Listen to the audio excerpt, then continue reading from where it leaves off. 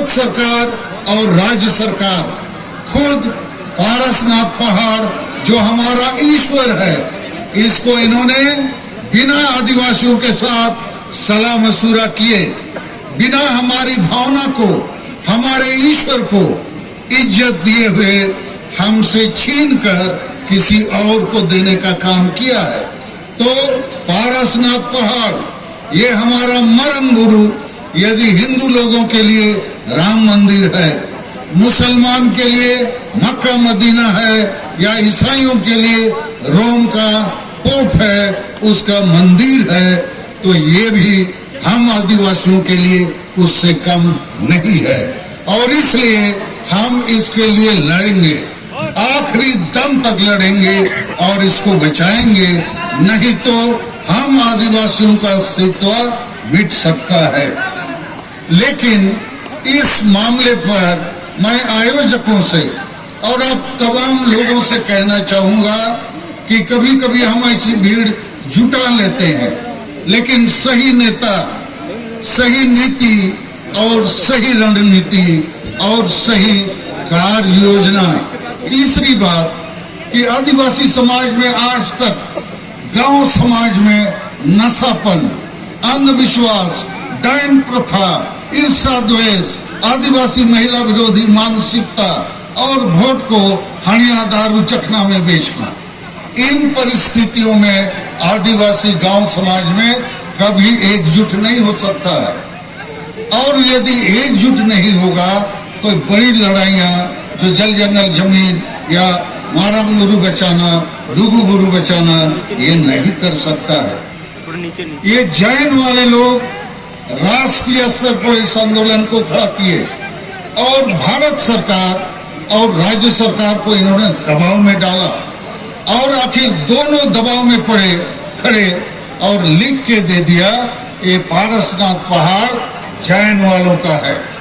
अरे इस पहाड़ में आदिवासियों का प्रथम हक है, अभी भी हक है। जैसे आप लोगों ने सुना कि रिकॉर्ड ऑफ राइट्स में प्रिवी काउंसिल में आदिवासियों के पक्ष में फैसला हुआ।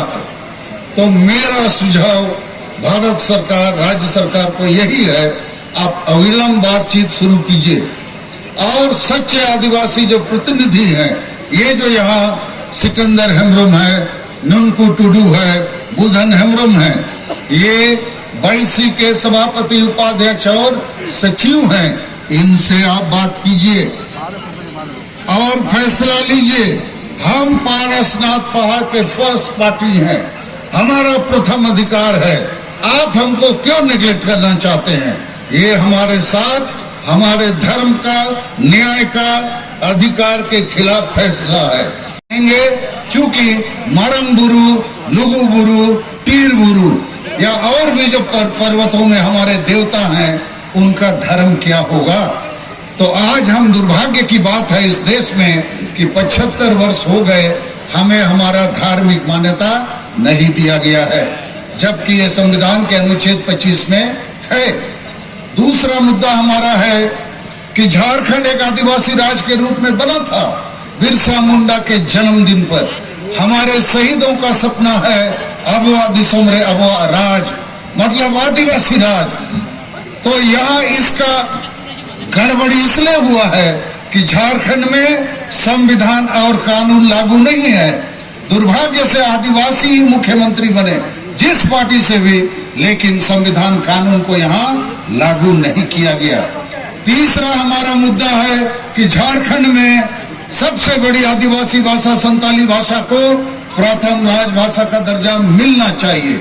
चौथी हमारी मांग है, आसाम अंडमान में हमारे आदिवासी अभी तक एसटी नहीं बने हैं। और पांचवा मांग है कि हमारा जो ट्राइबल सेल्फ रूल सिस्टम है उसमें डेमोक्रेसी और संविधान को लागू किया जाए, अनिवार्य सुधार लाए जाएं। और मरम गुरु के लिए हम लोगों ने फैसला किया है कि 17 जनवरी को 5 राज्य के 50 जिले मुख्यालय में हम बड़ा धरना प्रदर्शन करेंगे और राष्ट्रपति को ज्ञापन देंगे। और 30 जनवरी को 5 प्रदेश के सभी जिले मुख्यालयों में मशाल जुलूस हम निकालेंगे कि मरम गुरु और जो आदिवासियों के दूसरे अहम मुद्दे हैं उसके लिए भारत सरकार ध्यान दे। और मैं यहाँ आयोजकों से आग्रह करूंगा कि इतने लोग हम आ गए, बहुत नेता आ गए, ऐसा ही लुगुबुरु में हर साल लोग आते हैं जाते हैं, फिर एक साल बाद आते हैं और इस बीच में कोई एक्शन प्लान नहीं है। तो आज यहाँ पर आप लोग जो नेतृत्व का जिम्मा लिए हैं, आप बताइए व्हाट इज नेक्स्ट। मैं इन्हीं शब्दों के साथ अपनी बातों को समाप्त करता हूँ।